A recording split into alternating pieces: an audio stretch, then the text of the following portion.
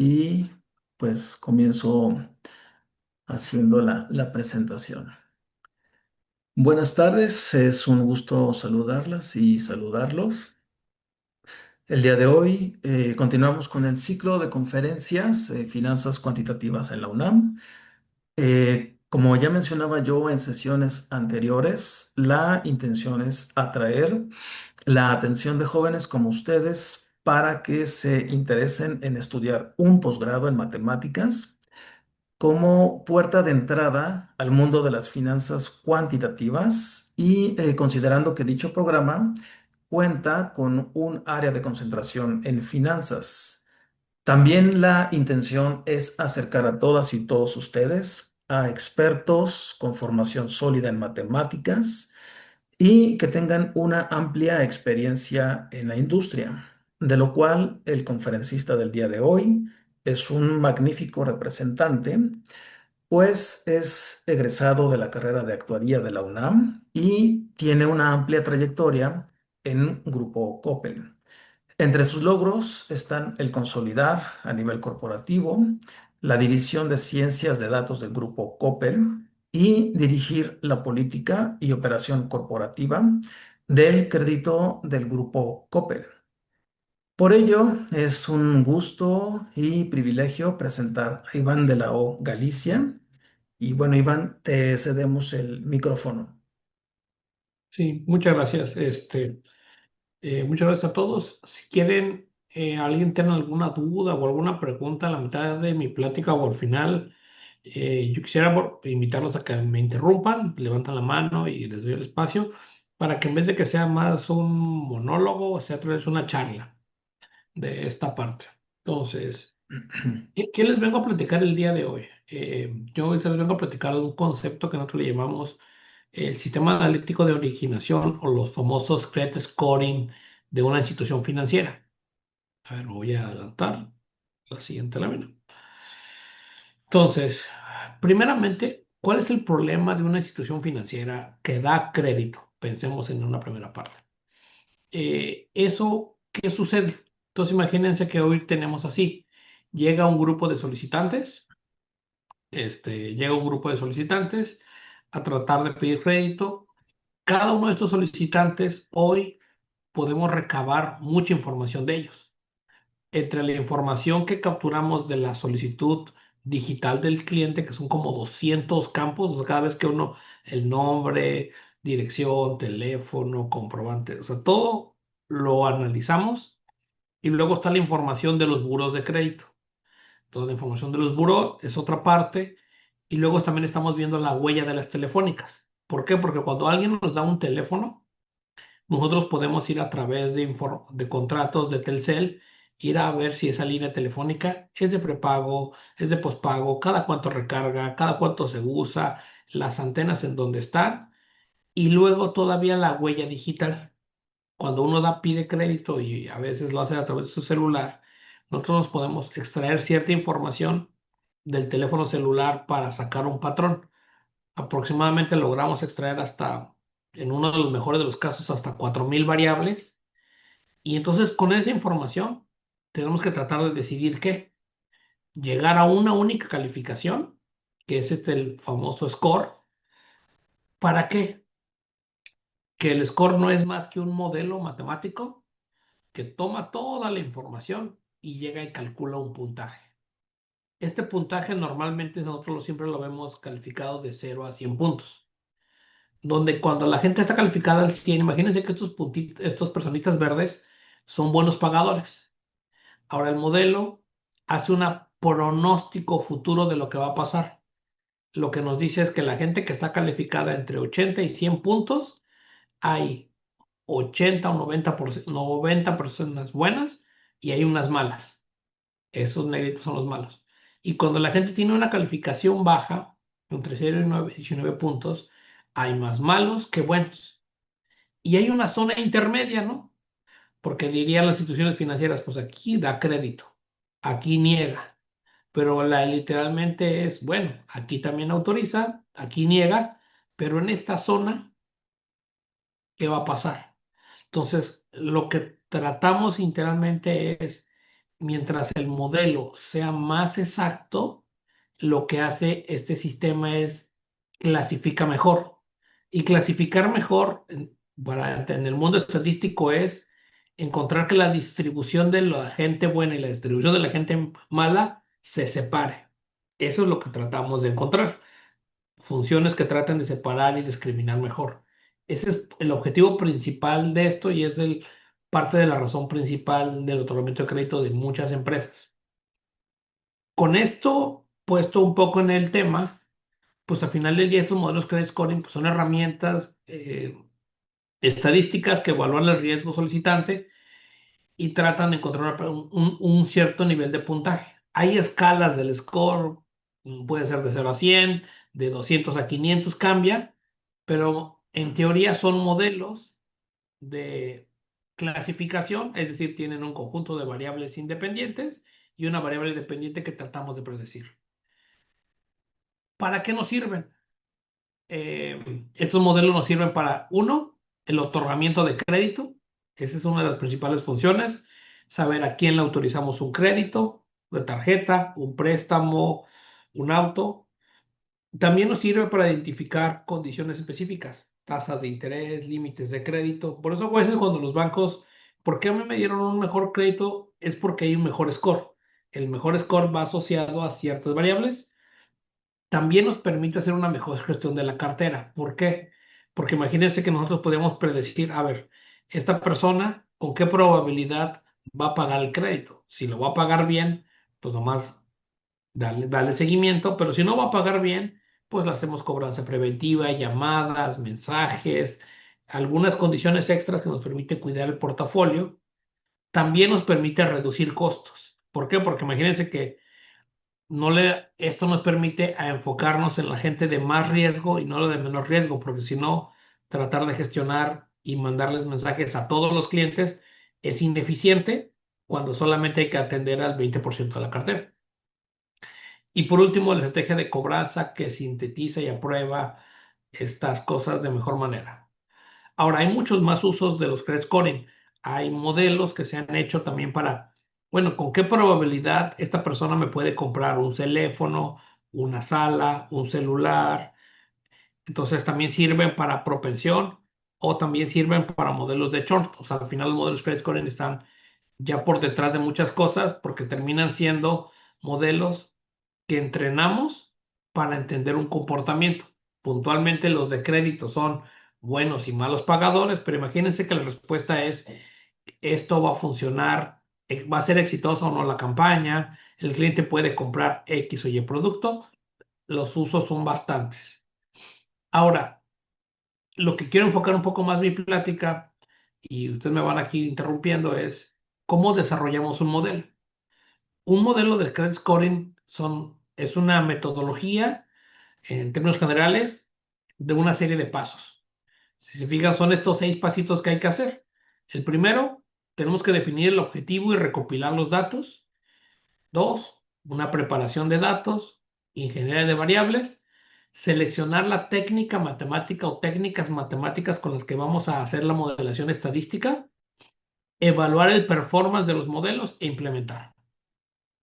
Voy a entrarle para un ejemplo tema. Ahora, el primer punto, que es la definición de reproducción, entonces, primer punto es definir lo que queremos medir, es decir, un bueno o malo. Parece ser que es una pregunta fácil de responder, pero a veces se complica mucho. Por ejemplo, aquí les pongo uno. Si un cliente presenta un atraso de 90 días de sus pagos en los 12 meses, es un mal cliente. Imagínense este caso. Es una persona que tiene que abonar su crédito, llega el primer mes, no abona. Ah, ok. Lleva 30 días de incumplimiento. El siguiente mes no abona, 60 días de incumplimiento. El tercer mes no abona, 90 días de incumplimiento. Y así se va los 12 meses del crédito. Va a terminar al mes 12 con 360 días de incumplimiento.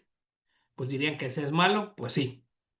Pero imagínense que un cliente que solo se retrasa 30 días, pero va pagando un mes y luego paga otro mes, y luego paga otro mes, paga otro mes.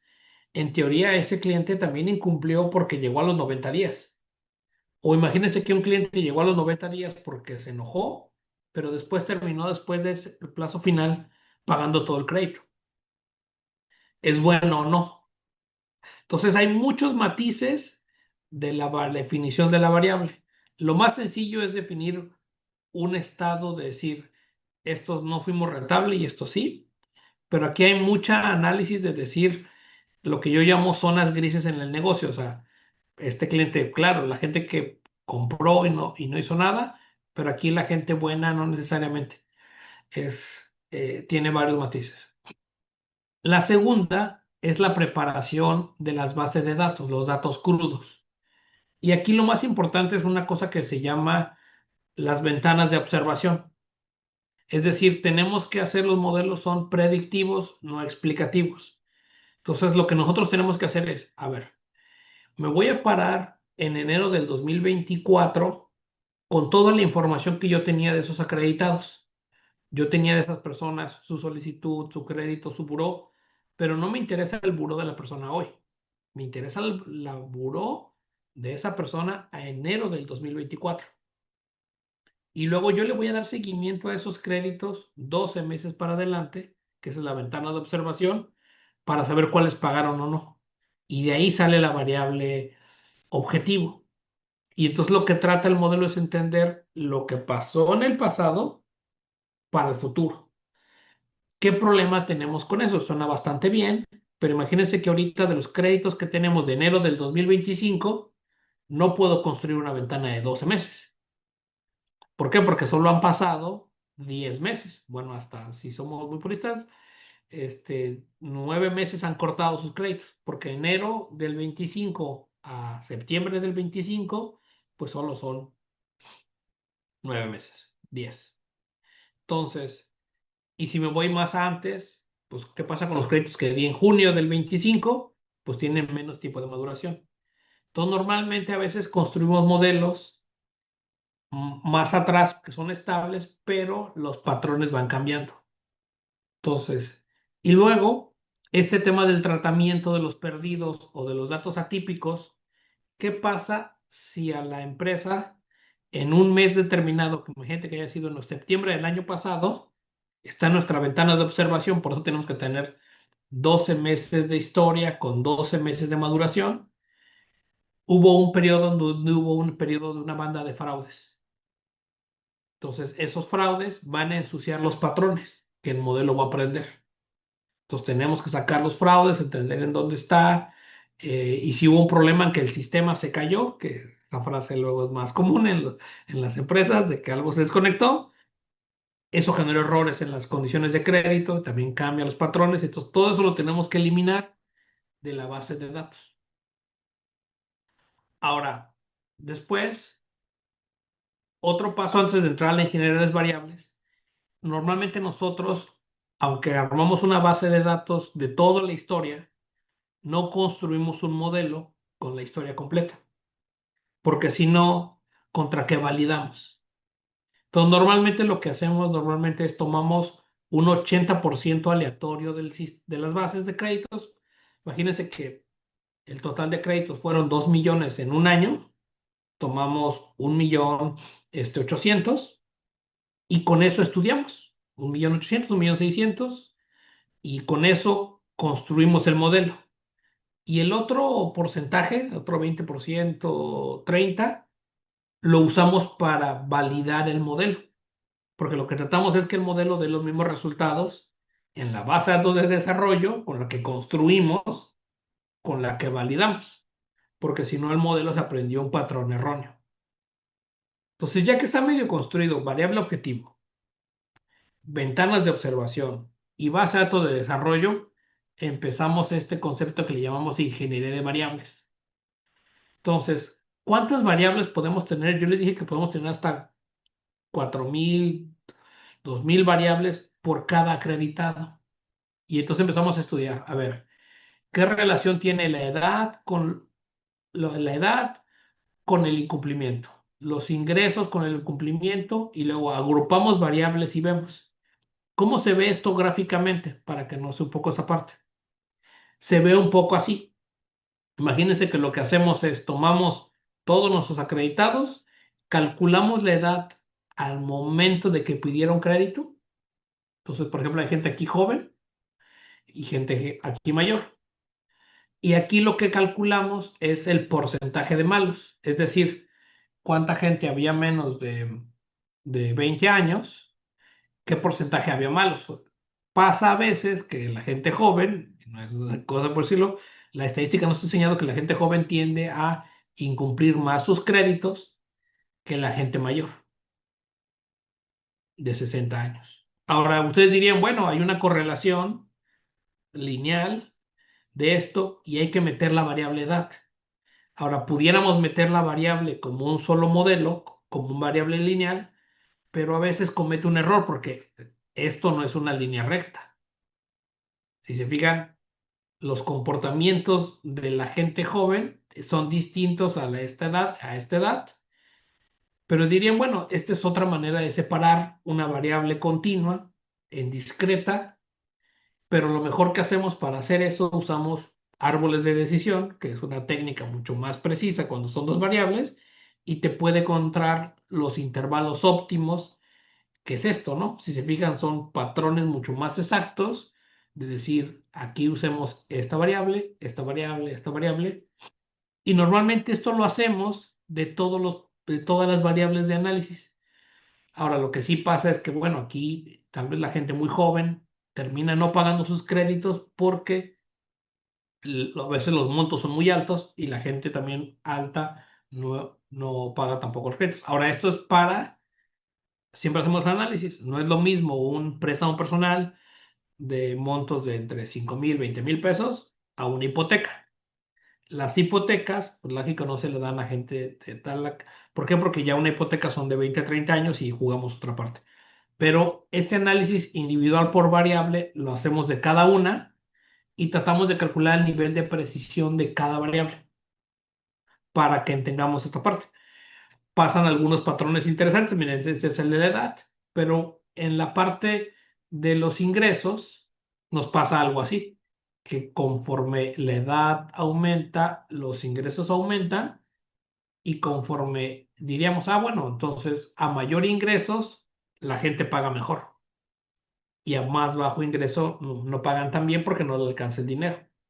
Eso tampoco es tan correcto porque lo que nos pasa es el siguiente patrón, que la gente que tiende a venir a robar declara ingresos altos para que le des líneas de crédito altas y se lleven la mayor parte del dinero. Entonces, ahí viene otra parte, cómo detectamos ese patrón de los defraudadores contra los que nos iría. Entonces, sale este análisis por variables.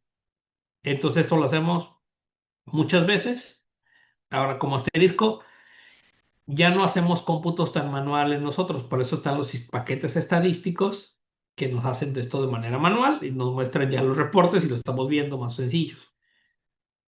Después, ya que tenemos las variables, el modelo, entramos a selección qué modelo vamos a ocupar para construir este score o esta calificación.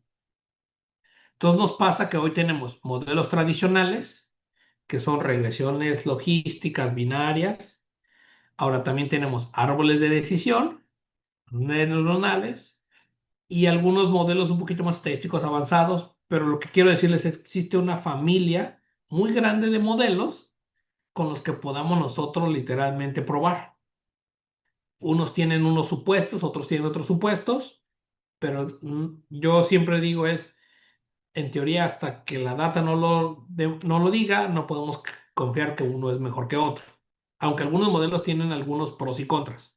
Por ejemplo, los modelos tradicionales, haciendo el zoom sobre la laminita pasada, y esta es la lámina 1 de 6, pues está la parte análisis, regresión lineal discriminante y regresión logística. Esta es la técnica más usada en toda la industria. O sea, si quieren meterse a estudiar esto y lo que han estudiado en la regresión logística es la más usada. Teóricamente, yo les diría, no hemos encontrado un modelo que haga mejores cosas con la regresión logística y combinando la regresión logística con los árboles de decisión, realmente está casi todo ahí, porque terminan siendo combinaciones de árbol de redes neuronales o máquinas de soporte vectorial. Ahorita vamos a ver otras técnicas, pero en realidad es muy buena. La ventaja también permite interpretabilidad fácil. ¿Por qué? Porque puedes saber literalmente con el peso de la variable y si una variable cumple ciertos niveles de pruebas, el p-value, X cosas, funciona bastante bien para entender lo que está haciendo el sistema. Los modelos no paramétricos, que pueden ser árboles y otras técnicas, tienen una complicación que no podemos entender por qué llegaron a esa calificación. Hay técnicas, yo lo sé, me pueden decir que hay varias técnicas, pero es parte del problema. Después tenemos los árboles. La verdad es que los árboles están padres, funcionan bien, pero cuando tú agregas más de 20, 30 variables, los árboles son muy difíciles y complejos de interpretar. ¿Por qué? Porque son tantas las combinatorias que hace el sistema que tienes que andar haciendo simulaciones iterando por cuál variable empiezas. Bueno, hay técnicas, ¿no? Acomodas a la variable de la más de mayor importancia a las de menor y empiezas a combinar, pero se vuelve una complicación. Ahora, las que hemos visto que funcionan mejor son estas, el Lite GBM y el XGBoost, pero generan un pequeño problema, que es que luego se aprenden las muestras tan exactamente, eh, y entonces eso no es tan bueno, que tiene un problema, es el problema de, yo le llamo estabilidad de los modelos, que por ejemplo, imagínense que hablando ahorita en voz alta, el modelo aprende que la gente de camisa blanca como la que yo tengo, va a terminar siendo un buen pagador o es gente que vive fuera de la ciudad de Culiacán, fuera de la Ciudad de México o de Cuernavaca, porque yo vivo entonces se aprende ese patrón y creen que si ustedes agarran esa regla y se paran ustedes afuera de sus casas donde viven y buscan a alguien blanco va a vivir en Culiacán, no necesariamente. ¿Qué pasó? Porque el modelo a veces tiende a aprenderse patrones que no son tan exactos. Eso se llama estabilidad del modelo. Entonces, los modelos de estos de Lazy Boots son muy precisos, pero se descalibran fácilmente, por lo cual no nos gustan en los modelos. En Iván, cambio, la regresión tiene esas poquitas bondades que nos funcionan. ¿Vale? no Ah, sé sí, gracias. si puedes Preguntaba, decir y preguntarme. si sobre esto que comentabas cuando sobreajusta el modelo, Sí, cuando hacen sobreajuste, ¿no? sí, exactamente. Esos sobreajustes es luego lo que pasan dos cosas. Funcionan bien en el corto plazo, pero cuando los instalas, se descalibran rápidamente. Entonces tienes que andar recalibrando el modelo cada 3 meses y eso también es una complicación porque no puedes andar haciendo el ejercicio del modelado cada cierto tiempo. Lo que trata de hacer que el modelo quede vivo unos 9 meses para que al final te encargues a otras cosas. Pero eso nos pasa. Ah, ¿y como cuánto se tardan en entrenar el modelo? Sí es tardado, y así con muchísimos datos. Pues mira, normalmente nosotros hacemos, porque empiezas con el modelo completo y haces un primer modelo campeón. Ese es el primero. Y luego haces otra combinación, otra combinación. Terminamos haciendo eh, aproximadamente como 40 o a 60 modelos para sacar al campeón. Pero lo que va pasando es esto. El primer modelo tiene este nivel de precisión y luego va aumentando, aumentando, aumentando, aumentando, aumentando, hasta que llega un punto que ya no aumenta y ahí nos quedamos. O sea, lo que yo decírtelo así, decidimos, llega un punto que la iteración 40, nuestro nivel de precisión en términos de curva ROC es de 78, por poner un número, y entonces ya nos estamos convergiendo a 78, 78, 78, y entonces decimos, este año o hasta este ejercicio, nos quedamos aquí, y ahí nos paramos. Es una parte. Y el otro reto está cuando tienes modelos viejos. Es decir, imagínate que tú tienes un modelo instalado, este está más complejo. Porque si el modelo instalado que hoy está en producción tiene un nivel de precisión de 72, ¿estás de acuerdo que lo que tú tienes que hacer es un modelo que le gane mínimo a 72? Y si no encuentras un modelo que le gana a 72, vamos a seguir iterando hasta 90 o 10 o 100 iteraciones hasta encontrar uno que le gane a 72. Porque si no, pues no reemplazamos el modelo actual. Listo. Ah, ya ¿Quién veo, sí, más? sí. Sí, yo tengo una duda. No sé, ¿se me escucha? Sí.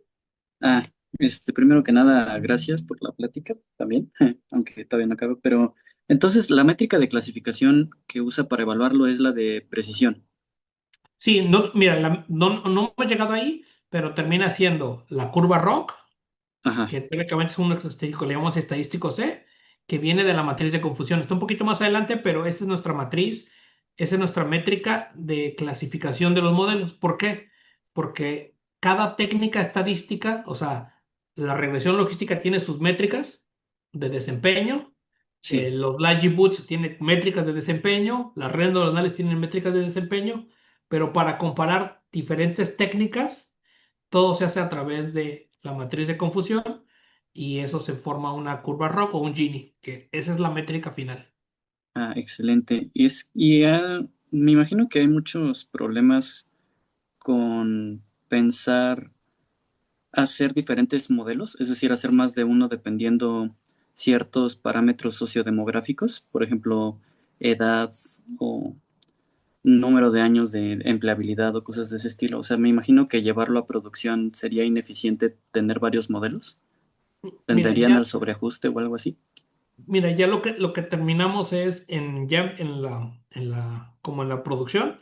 Hoy Sí, tenemos, por ejemplo, para la originación del crédito Coppel, están coexistiendo 9 modelos. O sea, no, claro. no solo uno, son 9. Porque encontramos que, a ver, la gente que no tiene información crediticia, este es su algoritmo. La información que viene y pide crédito por el canal digital, este es su algoritmo. La información, entonces clasificamos por segmentos de canales y a Ujú, cada uno le hacemos un modelo. Ya ahorita productivamente es así. Ahora un asterisco. Nosotros llevamos, o sea, yo llevo construyendo un sistema de modelos por más de 18 años y entonces en teoría nuestro primer modelo tal vez fue uno. El segundo año hicimos otro modelo que ya lleva 4 algoritmos y así fuimos creando porque en realidad el modelo va evolucionando como si fueran versiones de un sistema como el de su celular, que si fuera como Android 2.1, 3.2, así es claro. nuestro sistema, y ahorita son para originación como, ya les dije, 8, pero para cobranza son 10, entonces eso conforme van revisando más el tema, el problema, se va haciendo más complejo, pero más exacto. Ah, excelente. Y por ejemplo, en cada uno de esos modelos, ¿han observado que la ponderación de las variables cambia mucho? Es decir, como que pesa lo mismo la edad en un modelo que en otro, como que haya ciertas variables que siempre sean igual de relevantes o sí cambian entre ellos. Sí cambian algunas variables, otros no. Digamos que lo que a veces va pasando es, hay patrones de cambios poblacionales grandes. Ujú, Por ejemplo, todo, por ejemplo, dirías, ¿no? La gente joven, la gente adulta o las mujeres son mejores pagadas que los hombres, es cierto, la estadística lo dice. ujú, Entonces, hay variables generales, pero luego hay patrones que van cambiando con el tiempo. claro. Y O sea, por para ejemplo, eso a es que, nosotros nos cambió mucho después ajá. de la pandemia de 2020, nos cambió mucho el canal digital, pero pues, hasta que no lo hicimos empezó a hacer el cambio. Ah, ok, va. Pues muchas gracias. Sí, listo. A ver, creo que Bruno, hay una hermana ahí. Sí, por ahí Bruno.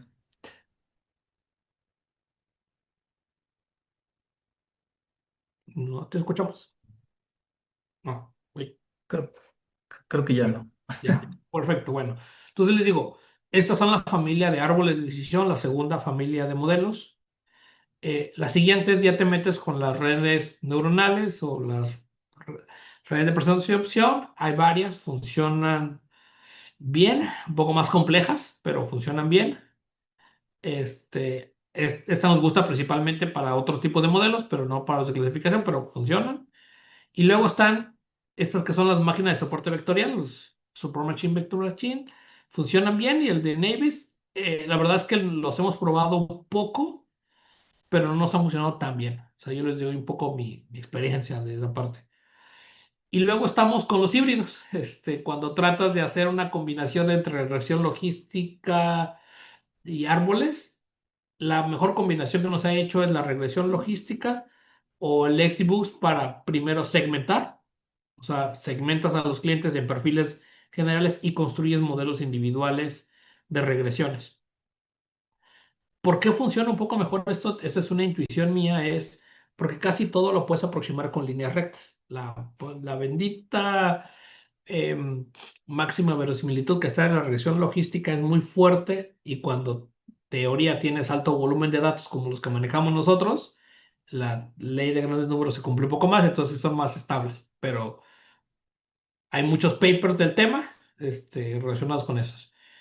Y los últimos, hay unos que ahorita estamos explorando, como por ejemplo bien, y algunas reacciones, estamos en ese inter, y agregamos a una línea de investigación qué pasaría si le enseñáramos a clasificar a estos algoritmos de ChatGPT, que son los modelos de lenguaje, o sea, los LLM, que como lo que está detrás de ChatGPT, lo que está detrás de Gemini o de Groot, la herramienta que quieran.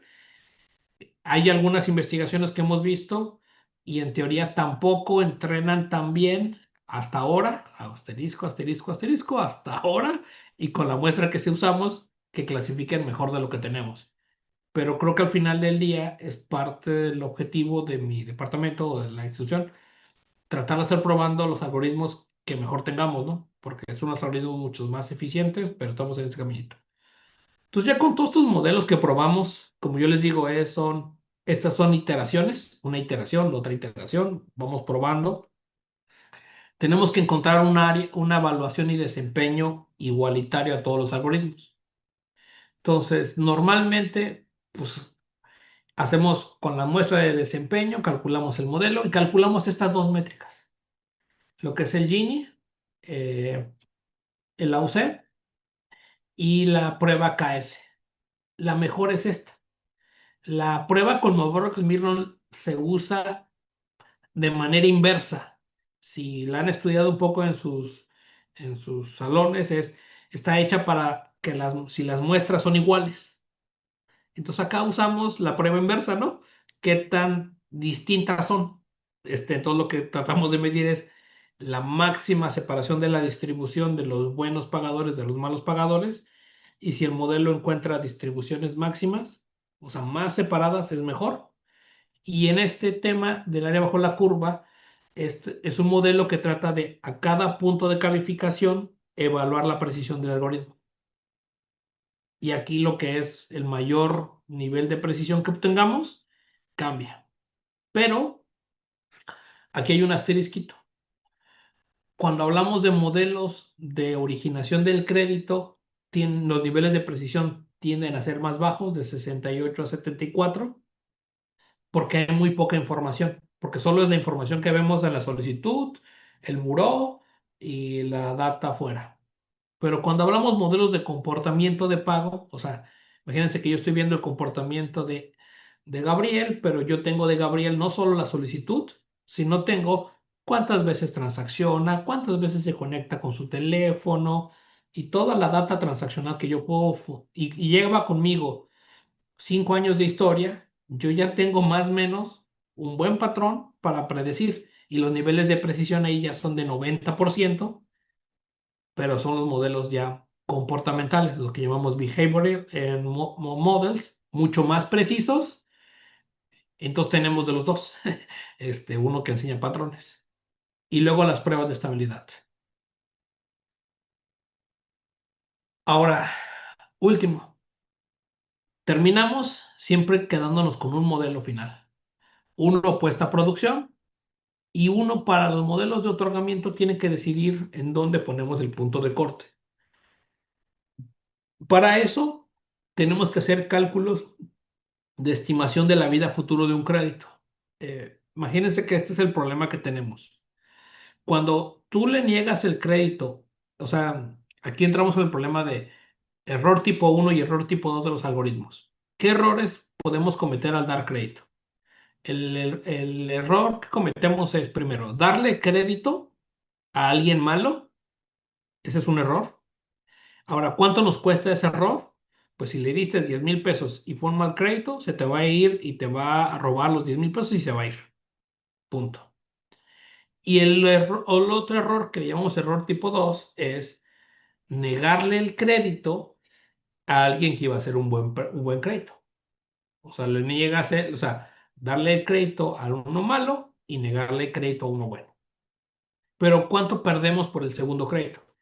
Pues ese segundo crédito pues te va a comprar un año, pero también pudo haber sido alguien que se pudo haber quedado con nosotros 1, 2, 3, 4, 5 años. Y todas sus compras y todos sus ingresos, y entonces tenemos que hacer una estimación del lifetime value, de la vida futura del cliente, al valor presente de sus ingresos.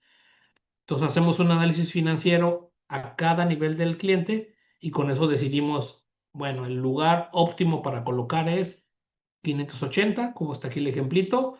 Entre 580 y 650, pues pasamos por alguien más y 650 aprobación automática.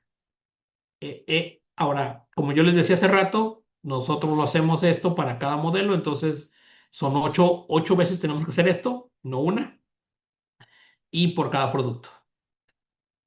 Ahora, normalmente, ya cuando tenemos los modelos puestos en producción, nos pasa lo siguiente.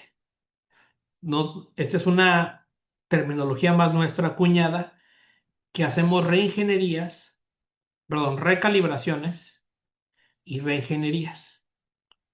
¿Qué es una recalibración? Imagínense que ya tenemos un modelo puesto en producción y ese modelo lo estamos vigilando y empieza a descalibrarse porque no empieza a tener buen nivel de precisión. Entonces, lo que hacemos es 1 o 4 veces al año, lo que hacemos es tomamos el mismo modelo con las mismas variables y nomás lo que hacemos es reestimamos el peso de las variables para que tenga mejor nivel de precisión.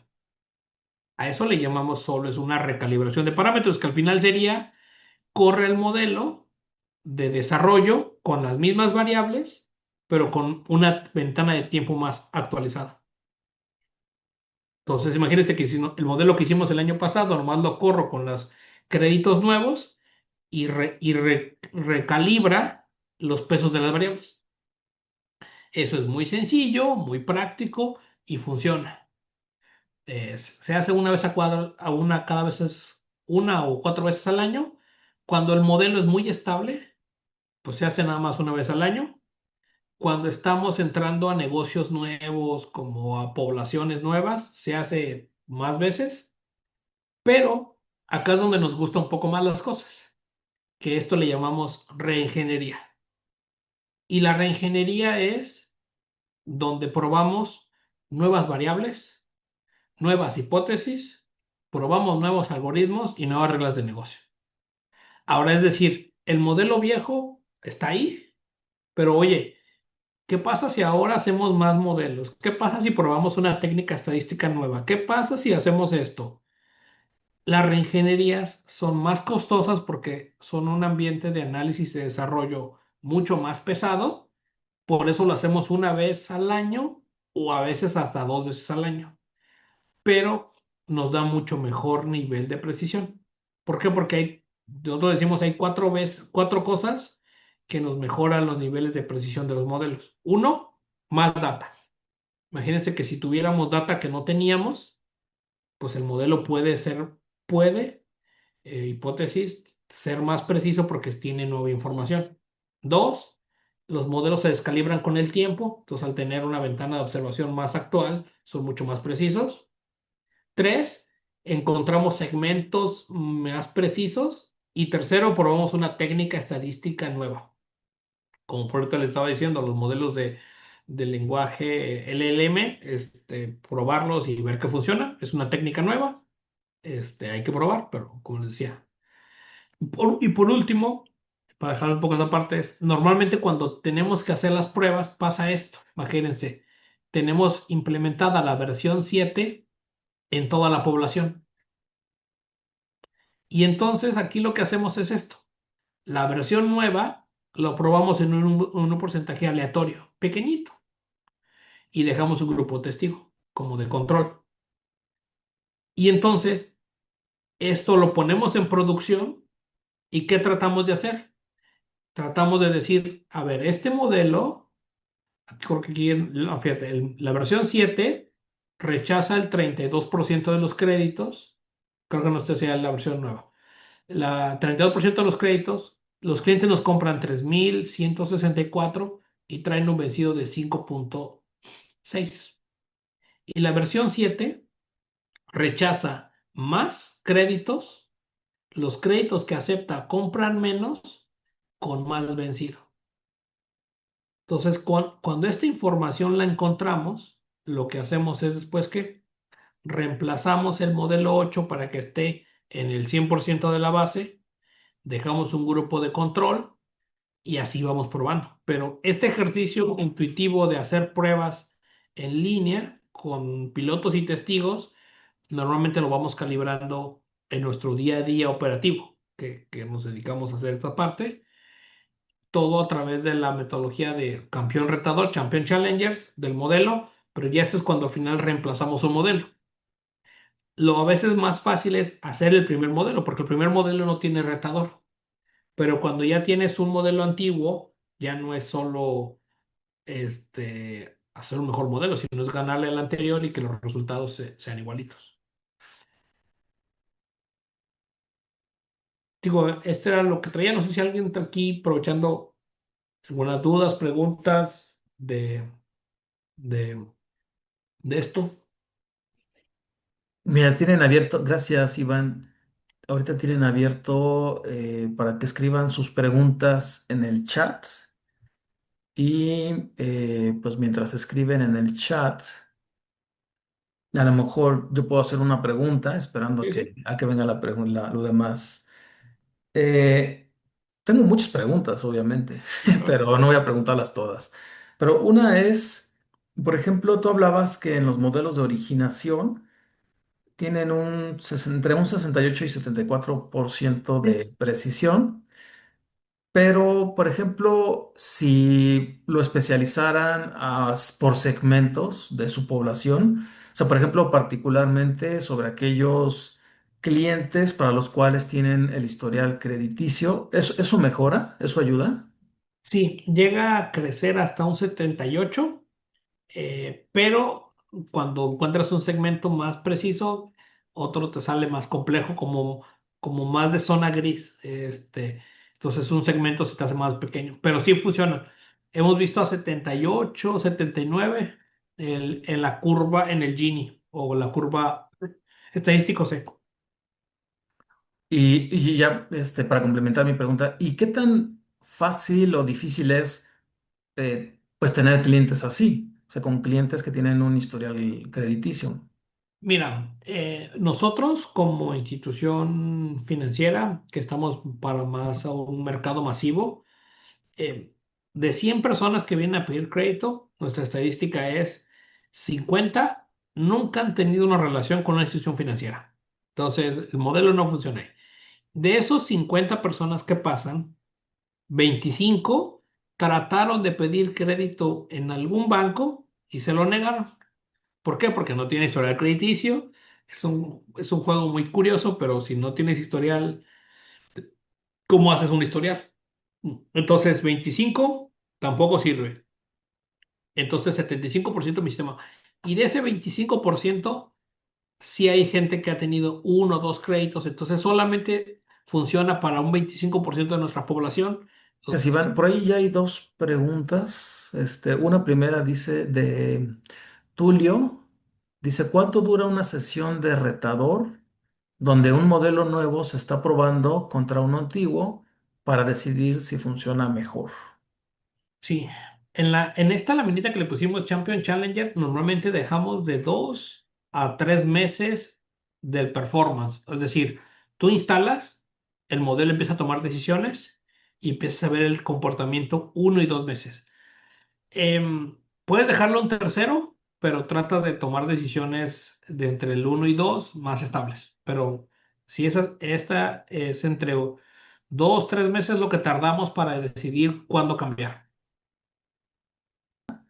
Y que me da mucho, mucho gusto porque pues es como la intención de este ciclo de conferencias. Es que mira, dice, ¿cómo puedo iniciar en este campo si soy matemático? ¿Qué programas estadísticos utilizan?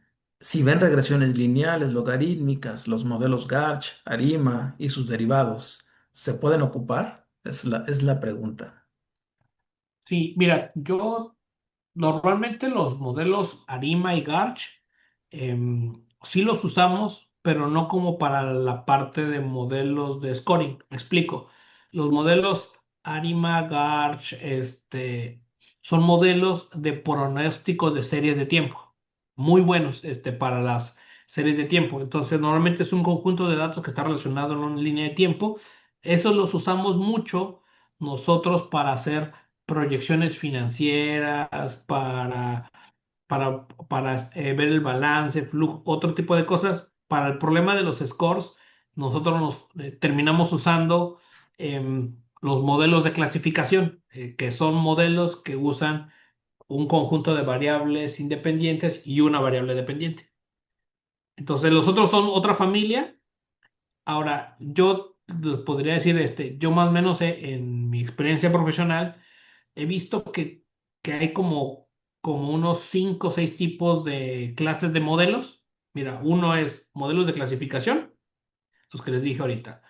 Dos, los modelos de serie de tiempo, Garch, Arima, y puede haber mucho más, modelos para pronosticar series de tiempo. Ya está, los modelos de tendencia, de aditivos, multiplicativos funcionan. Tercero, modelos de asociación.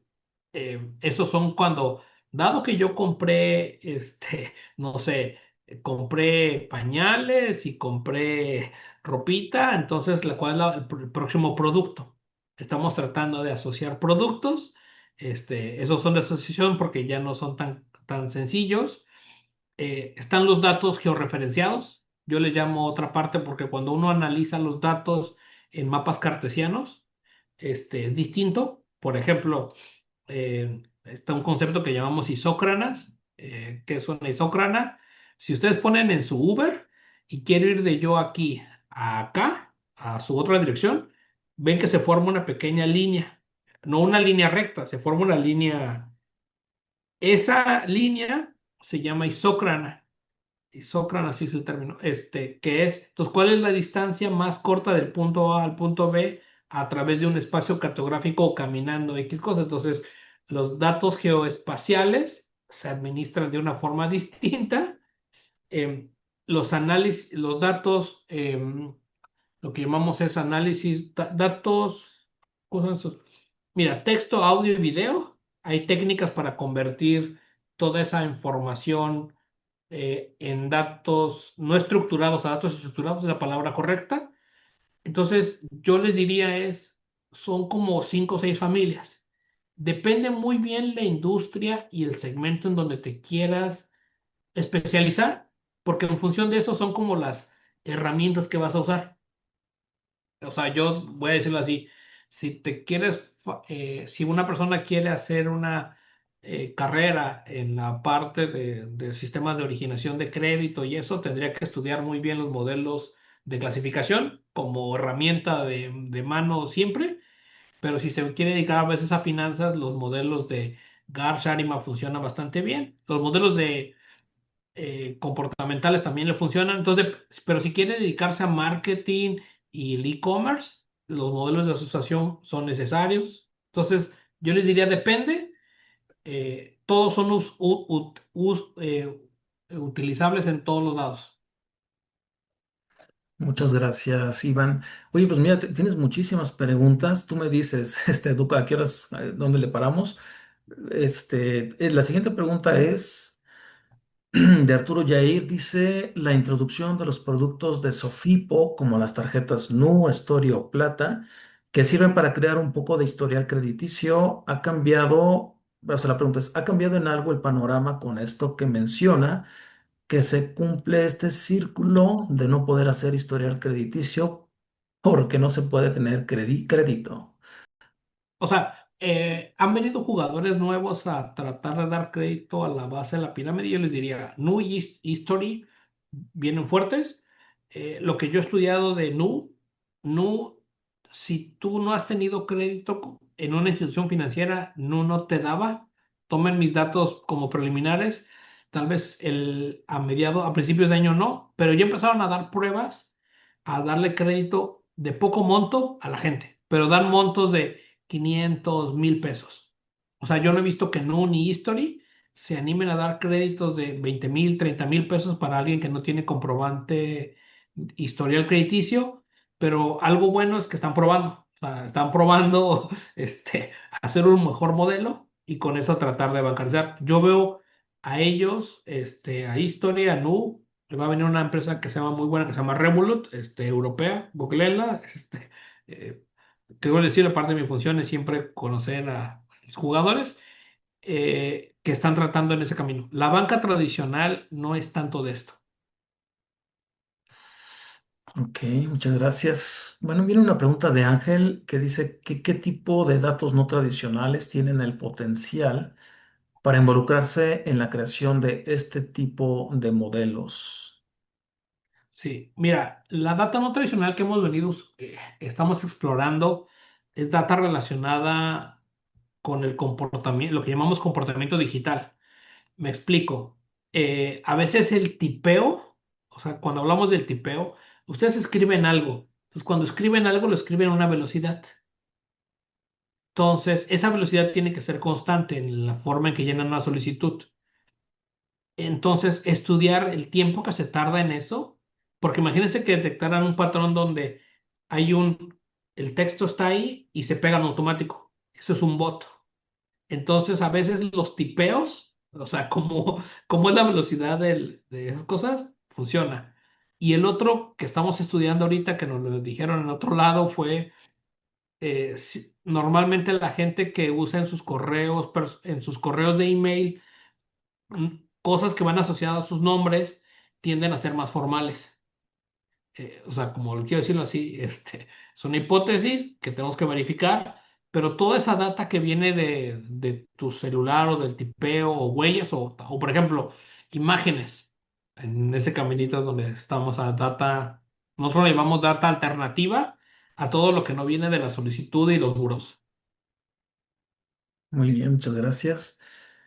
Mira, aquí viene una pregunta de Luis Gerardo Canales que dice, y creo que es muy pertinente. O sea, estaba yo pensando en la época de la pandemia con el COVID, con la calibración y qué pasa con los modelos. Dice, ¿se toman en cuenta variables o fenómenos macroeconómicos que puedan tener influencia en los patrones de consumo, de ingreso, de ahorro, de parte de los solicitantes? Por ejemplo, inflación, tasas de desempleo, cambio en tasas, etcétera. Mira, monitoreamos los dos, pero le damos más peso a la parte del comportamiento individual. O sea, lo que sí vemos luego son comportamientos sistémicos por a ciertas variables. O sea, por ejemplo, el indicador de desempleo para nosotros no nos pega tanto. ¿Por qué mueve más? El precio de la tortilla, del tomate. Eso sí pega más en nuestra economía y lo monitoreamos porque al final mueve el ingreso. Esos son los que monitoreamos y lo que hacemos es ajustar líneas de crédito.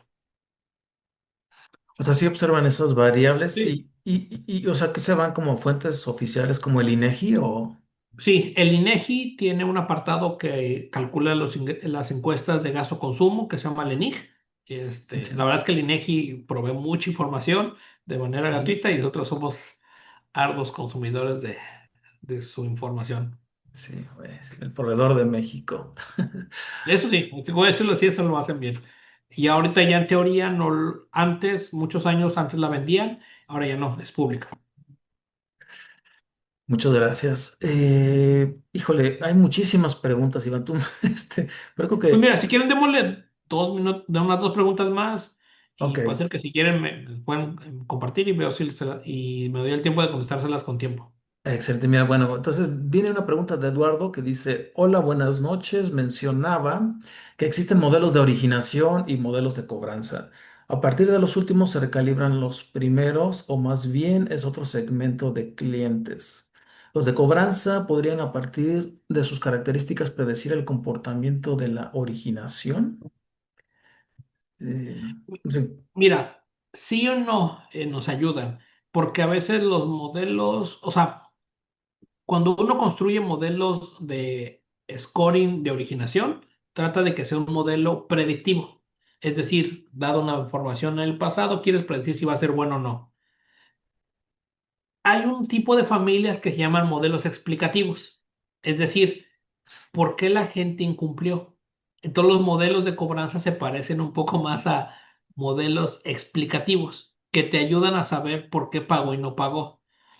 Pero luego esa información no la puedes usar para originar, pero sí te permite para armar mejores procesos. Por ejemplo, esta gente no pagó porque tal vez no le llegó su estado de cuenta, lo estudiamos y entonces decimos, bueno, tal vez tenemos que mejorar el proceso para que la gente le llegue bien su estado de cuenta de manera digital o físico. O esta gente no pagó porque sobrepasamos su nivel de endeudamiento. Entonces tal vez debimos haberle dado una harina más chiquita. Los dos combinan, pero lo que quiero llevarse a la idea es, los de originación tratan de ser predictivos y los otros son como, al final del día, explicativos. Se combinan en el entendimiento del problema. O sea, los de cobranza tienen una cercanía con los modelos de comportamiento. De comportamiento, exactamente. Porque son puros de comportamiento, porque es dado que incumplió, saber cuál va a ser el canal. Claro. Bueno, oye, pues, Iván, todavía hay algunas preguntas, pero a lo mejor podemos hacer eso, mandarlas por correo y tal vez, si tienes, se pueden Sí, contestar por correo. sí, Y pues agradecerte, Iván, por esta magnífica conferencia. Estoy pensando que si yo hubiera tenido esta conferencia hace unos tiempo atrás, cuando yo empezaba con este tema, pues me hubiera ahorrado meses de lecturas. Fue muy generosa tu conferencia y creo que pues a los asistentes les sirvió de mucho y veo que muchos se están animando, por lo cual te damos las gracias. no, a ustedes, Eric, y encantado de compartirles nuestra experiencia un poquito. Y pues, si hay próximas algún otros eventos y conferencias, encantados de platicarles. Muchas gracias, Iván. Bueno, pues entonces, mira, en próximos días voy a parar la grabación. A ver.